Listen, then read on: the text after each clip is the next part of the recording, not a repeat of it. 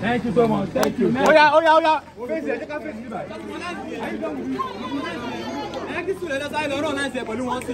Aunty, she likes you.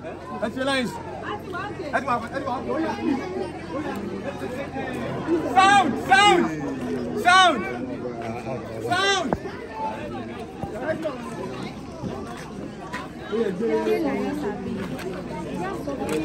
Ọ̀gá mi fẹ́.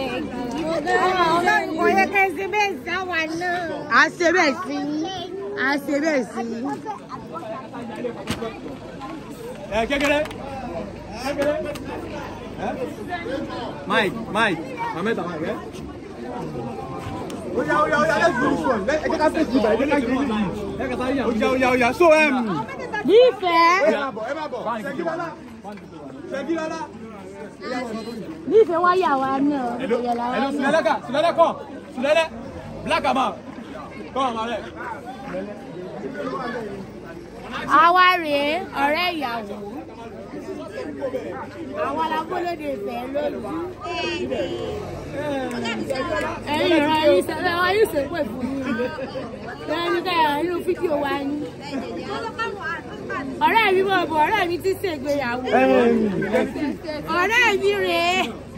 Ìyàwó dùn lọ sí kí tí ṣèyàwó rẹ̀ wá láti organize wedding wa.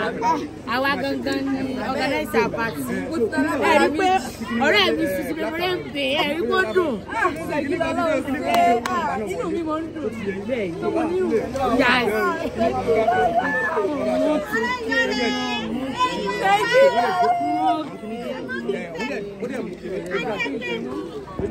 Ẹ mú sìgá.